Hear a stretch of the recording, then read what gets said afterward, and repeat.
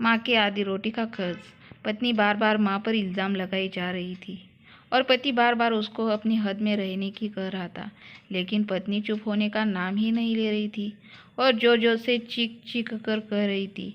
मैंने अंगूठी टेबल पर ही रखी थी और तुम्हारे और मेरे अलावा इस कमरे में कोई नहीं आया। अंगूठी हो ना हो, माँ जी ने ही उठाई है।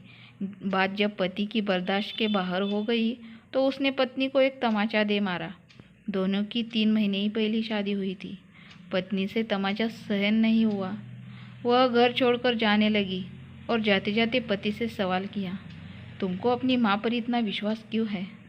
तब पति ने जो जवाब दिया, उस जवाब को दरवाजे के पीछे खड़ी माँ ने सुना तो उसका मन भर आया।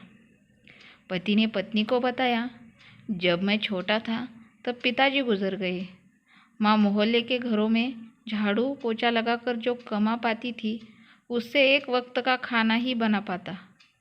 माँ एक थाली में मुझे खाना परोस देती और खाली डिब्बे को ढककर कहती, मेरी रोटियाँ इस डिब्बे में है, बेटा तू खा ले।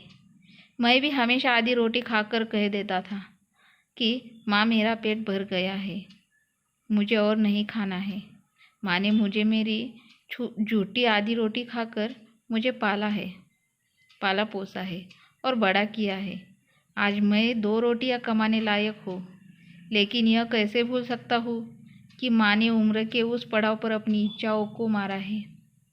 वही माँ आज उम्र के इस पड़ाव पर किसे अंगूठी की भूखी होगी, यह मैं सोच भी नहीं सकता। तुम तो 3 महीने से मेरे साथ हो। मैंने तो माँ की तपस्या को पिछले 25 वर्षों से देखा है। यह सुनकर माँ की आंखों में आंसू छलक उठे। वह समझ नहीं पा रही थी कि बेटा उसकी आधी रोटी का कर्ज चुका रहा है या वह बेटे की आधी रोटी का कर्ज। हमारी कहानी अच्छी लगी तो हमारे चैनल को लाइक, शेयर और सब्सक्राइब करना ना भूलिए और ये कहानी कैसी लगी है आप हमें कमेंट द्वारा बता दीजिए।